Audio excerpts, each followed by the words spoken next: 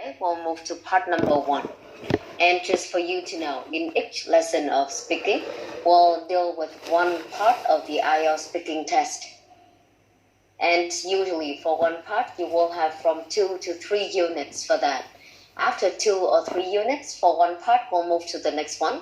It is the chance for you to practice one part of the IELTS speaking before we move to the next.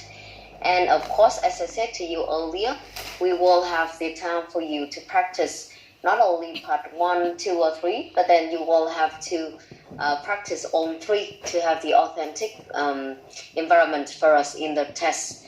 And class, I do not know whether you received the information, but then the IELTS test, they are going to have the online test in 2022, okay?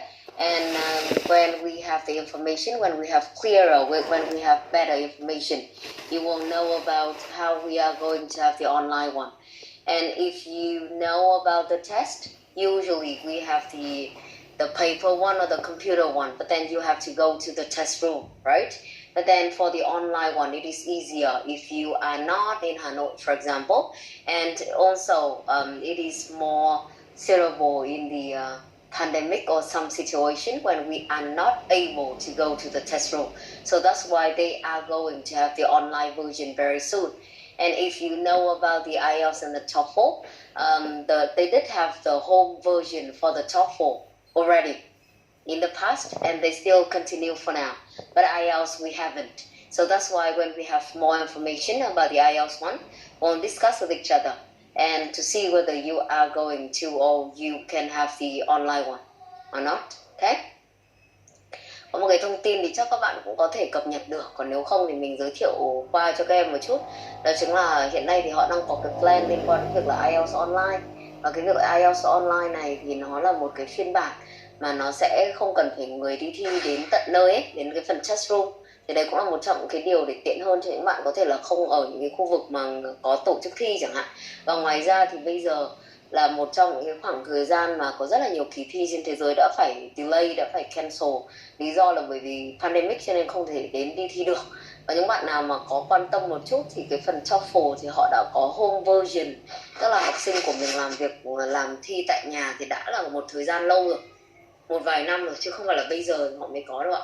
Cho nên là cái phần IELTS online khi mà có thông tin về việc này thì các em cũng có thể update một chút. Bởi vì hiện nay thì thường vẫn là cái dạng gọi là computer based và paper based, nó không có gì khác cả, chúng ta vẫn phải đến bình thường. Thì khi có thông tin rõ ràng hơn thì chúng ta có thể chọn được những cái hình thức mà nó có thể phù hợp cũng như là hiệu quả hơn cho chúng ta. Okay, so just for you to know about it. So the IELTS speaking that we have here today, as I said earlier, we will have the introduction of the format of the IELTS speaking test, and then we'll move to part number 1. Okay, for the IELTS speaking test. Now let's look at the format of the test very quickly before we look at each of them. In the speaking test format, for now, even you have a computer based, you still have to sit in front of the examiner. Okay, for other skills like reading, writing, and listening, you can do it on the computer. However, for the speaking, even it is paper-based or it is a computer one, you still have to again sit in front of the examiner, and they will ask you directly and give you the score rather than you have it on computer. And the next one that you have to pay attention is that we have from 11 to 14 minutes in the speaking test. And as I told you earlier, we will have 3 parts for that. 11 to 14 minutes. And it covers 3 parts. Even you can speak a lot or you are not able to speak a lot in the speaking test, still the length, the required one is 11 to 14. And for part number 1, now let's have a look at this one. I think that it is the most familiar to you guys, even you learn at home or your school. It is the introduction and interview or personal interview. It is from 4 to 5 minutes. They will ask you from 2 to 3 topics, and they are called the familiar topics. However, I want you to make sure that you understand. Maybe the topics are familiar to you, not to others. And the topic could be very familiar to others, not you. You haven't seen it before, you haven't been exposed to the questions before, so that's why the questions of part number 1 could become difficult. Okay, so do not think that it is familiar to everyone. What I want to tell you here, what I want to emphasize is that to avoid the situation of unfamiliarity, or you haven't known anything about the topic, the only one way for us is that we need to have better exposure or a wider range of topics so that we can answer the question not only in part number 1, but then in part number 2 and part number 3 as well. And then in part number 1, one of the very key features that you have to know is that they just ask you, or you just need to give the short answers. Because the purpose, one of the purposes in part number 1 is that we will have to show our quick response or quick reaction. So if you answer too long, they may stop you, okay? Rather than you prepare a long speech and then you just try to answer the question rather than you have to be ready for other topics. No, if you answer too long in part number 1, again, they will stop you, okay? And they, to guarantee that they will cover from 2 to 3 topics in part number 1. Xin nhắc lại một chút, một vài điểm trong cái phần 1 cho các bạn nhé. Cái phần 1 này thì là một trong cái phần nó rất là quan trọng và quen thuộc cho các bạn, bởi vì ở trường hoặc là khi được học thì thường cái phần 1 này nó được áp dụng cho rất là nhiều cái loại speaking khác nhau, chứ không phải chỉ có mỗi IELTS speaking, bởi vì nó là những cái câu hỏi ngắn, được chưa? Hoặc là những cái phần trả lời của các bạn chỉ là phần trả lời ngắn thôi, bởi vì yêu cầu của cái phần 1 này của bọn mình sẽ cần phải phản ứng nhanh với cả những câu hỏi họ cho. Các bạn không hề có khoảng thời gian nào để chuẩn bị cho cái phần 1 này cả. Và như vừa mới trình bày thì chúng ta sẽ có từ 2 đến 3 chủ đề thuộc về phần 1. Và các chủ đề này được coi là familiar, được gọi là familiar. Nhưng cô vừa giải thích cho các bạn rồi. Có những cái chủ đề mà các bạn nếu mà không expose hoặc là chúng ta chưa biết ở phía trước thì đương nhiên sẽ thiếu cả hai. Đó chính là liên quan đến background, ideas và liên quan đến cái phần vocabulary. Được chưa? Thì đây là một cái phần mà chúng ta sẽ cần phải expose với nhiều topics và chúng ta sẽ làm việc với nhau. Kể cả những cái chủ đề mà các bạn nghĩ là dễ hoặc quen thuộc thì mình cũng sẽ cần phải trả lời tốt. Chứ không phải là có những cái chủ đề mà mình cảm thấy dễ dàng rồi và mình chắc chắn được cái quality của nó. Đối với phần số 2 mà chúng ta đang có ở đây là phần duy nhất mà các bạn sẽ có thời gian chuẩn bị. It is called the cue card or individual long term. Individual long term. It will be from 3 to 4 minutes. And as I said earlier, it is the only one part that you will have time for preparation. And in this one, you will be provided with a cue card with prompts. Okay, a cue card with prompts. Not just a question, but then they will give you some prompts as well. They will also give you a piece of paper and a pencil. And you can make notes if you wish in 1 minute. You can make notes if you wish in 1 minute. And then after that, you will have maximum 2 minutes to answer the question. Maximum 2 minutes to answer the question. And usually, of course, we'll talk about that later. The length is not the only one criterion for us to gain higher score. But then our aim is that we will have to answer the question from around 1 minute and a half to nearly 2 minutes, rather than you just answer under 1 minute. Answering the question under 1 minute does not help you to gain higher score, or even you will have a reduction because you show that you are not able to expand your answer in 2 minutes. Okay? So again, we'll talk about that. Do not misunderstand that you have to answer exactly in 2 minutes to gain higher score.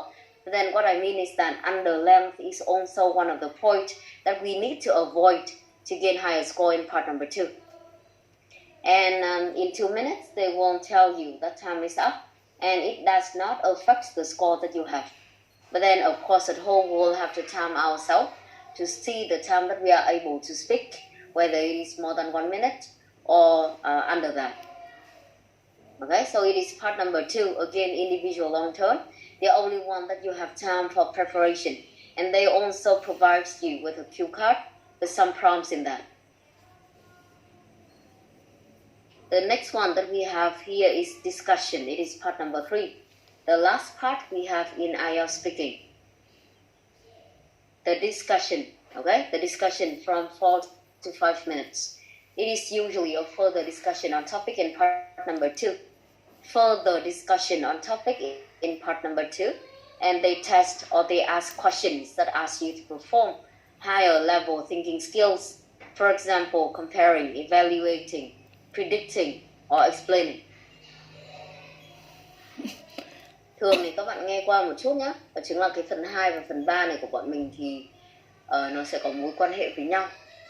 Ở trong này theme to ấy, tức là những cái chủ đề lớn của bọn mình thì nó có thể là giống nhau. Nhưng phần 2 đặc biệt của nó là những cái mà liên quan đến specific. Ví dụ nhé, describe a memorable event that you have been through. Describe a trip that you went with your family. Describe a person that you admire. Describe này nọ kia, tức là nó sẽ là một cái phần specific mà các bạn sẽ cần phải nghĩ tới. Có thể là một người nào đó, một đồ vật nào đó, một cái món quà nào đó, một cái cây cối nào đó, một cái sự kiện nào đó mà các bạn đã trải qua. Được chưa? Nhưng đối với phần số 3 này của các bạn ấy thì nó có thể là chủ đề to thì vẫn như vậy thôi. Ở phía trước của chúng ta là describe an advertisement that you are impressed. Hãy mô tả một cái quảng cáo mà các bạn rất là thích. Nhưng đến cái phần số 3 này thì nó sẽ là liên quan đến advertising. Có thể là advantages, disadvantages của advertising chẳng hạn. Hoặc là so sánh về cái cách mà người ta quảng cáo ngày xưa với cả thời đại bây giờ thì nó có những cái điểm gì khác nhau. Đấy, tức là những cái chủ đề ở phần 3 này của các bạn thì nó đang là cái phần tiếp nối của phần 2. Nhưng bây giờ nó không còn là câu hỏi liên quan đến phần specific nữa, mà các bạn đang được yêu cầu đòi hỏi trả lời những cái phần câu hỏi mà nó ở mức cao hơn. Ví dụ như các bạn phải giải thích, các bạn phải đánh giá, các bạn phải so sánh, hoặc các bạn phải dự đoán là trong tương lai chẳng hạn nó có như vậy hay không. Thì đây là một vài cái kỹ năng mà chúng ta sẽ cần phải thể hiện trong phần 3. Comparing, evaluating, predicting, or explaining.